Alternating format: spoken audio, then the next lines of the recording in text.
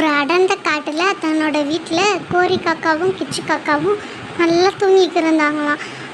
அப்போது திடீர்னு டக் டக் டக் டக் அப்படின்னு கதவு தட்டுற சத்தம் கேட்டுச்சு. உடனே கோரி காக்காவும் கிச்சு காக்காவும் எழுந்திருச்சு, யார் வந்திருக்கா இந்த நேரத்தில், ஒருவேளை திருடனா இருக்குமோ அப்படின்னு பேசிக்கிச்சுங்க. உடனே கோரி காக்கா, நீங்கள் போய் பாருங்கள், நான் பின்னாடியே பறந்து கம்பை எடுத்துக்கிட்டு வாரேன், சரிங்களா? திருடனாக இருந்தால் ஒரே அடி கம்பில் அடிச்சிருவோம் அப்படின்னு 2 பேரும் பேசிக்கிச்சுங்க. உடனே கிச்சு காக்கா பறந்து போய் வெளியே பார்க்க போச்சு. கோரி காக்கா பின்னாடியே கம்பை எடுத்துக்கிட்டு வெளியே போச்சு. வெளியே வந்த கிச்சு காக்காவும் கோரி காக்காவும் வெளியே ஒரு பறவை நிற்கிறத பார்த்துட்டு, நீ யார், எங்கேருந்து வர்ற அப்படின்னு கேட்டுச்சுங்க. உடனே அந்த பறவை, நான் வேறு காட்டுக்கு போகிறேன், நைட்டு மட்டும் உங்கள் வீட்டில் தங்கிட்டு காலையில் போயிடுறேன் அப்படின்னு சொல்லிச்சு.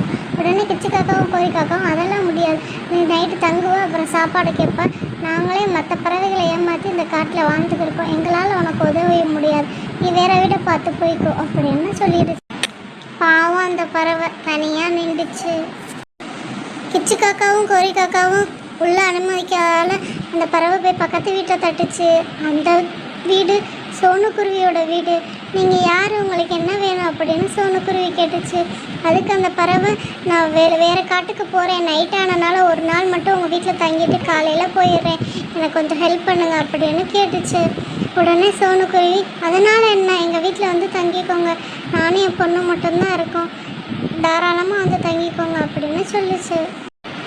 உள்ளே வந்த பறவைக்கிட்ட சோனுக்குருவி, இதுதான் எங்கள் கூண்டு, நீங்கள் இங்கே படுத்துக்கோங்க, நீங்கள் ஏதாவது சாப்பிட்டீங்களா, உங்களை பார்த்தா சாப்பிடாத மாதிரி இருக்கே, ஏதாவது சாப்பிட்றீங்களா, என்கிட்ட இந்த தானியத்தை தவிர வேறு எதுவும் இல்லை, இதை சாப்பிட்டுக்கிட்டு படுங்க அப்படின்னு சொல்லிச்சு.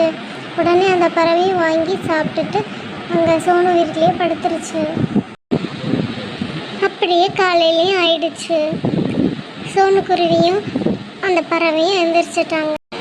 அந்த பறவை சோனுக்குருவியிடம், காலையில் நீங்கள் பண்ண உதவியை மறக்க மாட்டேன், நானும் அதுக்கு கைமாறாக பண்ணணும்னு நினைக்கிறேன், இந்த விதையை வாங்கி உங்கள் வீட்டு வாசலில் வைங்க, இது ஒரு பெரிய வாழை மரமாக வரும், எப்பயுமே பழம் காய்ச்சிக்கிட்டே இருக்கும், அதனால் நீயும் உன் பொண்ணும் பசி இல்லாமல் சந்தோஷமாக வாழலாம். அந்த பறவை கொடுத்த விதையை சோனுக்குருவி தன் வீட்டு வாசலில் புதைச்சிட்டு தன் மகளுக்காக இற தேடி வெளியே போயிடுச்சு. இதை பார்த்துக்கிற அந்த கோரி காக்காவும் கிச்சு காக்காவும், இது என்ன விதை, சோனுக்குருவி இறச்சிட்டு போகுது, அந்த பறவை தான் அதை கொடுத்துருக்கணும் அப்படின்னு பேசிக்கிச்சுங்க. அங்கிட்டு பார்த்துட்டு இங்கிட்டு திரும்புறதுக்குள்ளே அதை மந்திர விதை மரமாக வந்து நின்றுச்சு. இதை பார்த்த கோரி காக்காவும் கிச்சு காக்காவும், அடடா என்ன இது, அதுவும் வாழை பழமெல்லாம் தொங்குதே, அதுக்குள்ளே இப்படி வந்திருக்குன்னா இது மந்திர மரமாக தான் இருக்கணும், இதை நம்ம வீட்டுக்கு கிட்ட வச்சுக்கணும், சோனுக்குருவி வெளியே போயிட்டு வர்றதுக்குள்ளே இந்த மரத்தை நம்ம வீட்டு வாசலில் வச்சிடணும் இப்படின்னு பேசிக்கிச்சுங்க. உடனே 2 பக்கத்தில் போய் அந்த மரத்தை போய் பார்க்க போச்சுங்க. பார்த்தது மட்டும் இல்லாமல், இது வேறு எந்த பறவைகளும் பார்த்துடாதபடி நான் போய் பார்த்துட்டு வரேன் அப்படின்னு கிச்சு காக்கா போய் மற்ற பறவைகள் எதுவும் இல்லாமல் இருக்கிற டைமாக பார்த்து தான் எடுக்கணும்னு சொல்லிட்டு மற்ற பறவைகள் இருக்கா அப்படின்னு பார்க்க போச்சு. உடனே கோரி காக்கா அந்த மரத்தை அப்படியே கூட்டிக்கிட்டு வந்து தன்னோட வீட்டு வாசலில் வச்சிடுச்சு.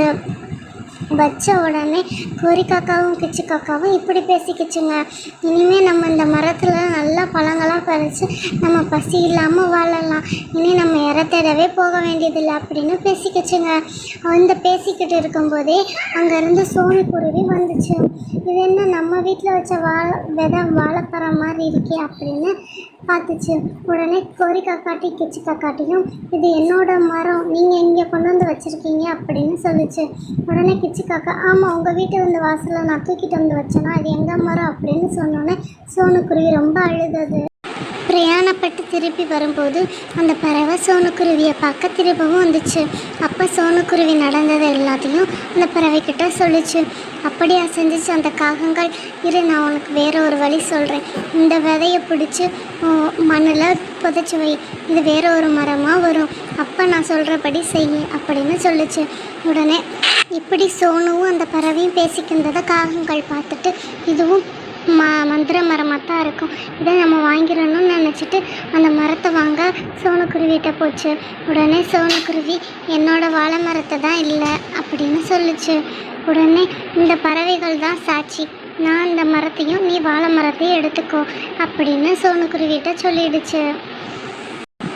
இதுக்கு ஒத்துக்கிட்ட சோனுக்குருவி தன்னோட வாழை மரத்தை வாங்கிக்கிட்டு அந்த புதிய மரத்தை காகங்கள்கிட்ட கொடுத்துருச்சு. காகங்கள் அதை கொண்டு போய் வச்சுக்கிட்டு எங்களுக்கு பழங்குடுன்னு கேட்டுச்சு. உடனே அந்த மரம் சாஞ்சு கீழே விழுந்துருச்சு. பேராசைப்பட்டா இப்படித்தான் நடக்கும்னு காகங்கள் புரிஞ்சுக்கிச்சு. சோனுக்குருவியும் அதோட பொண்ணும் அந்த வாழைப்பழத்தை வச்சு சந்தோஷமாக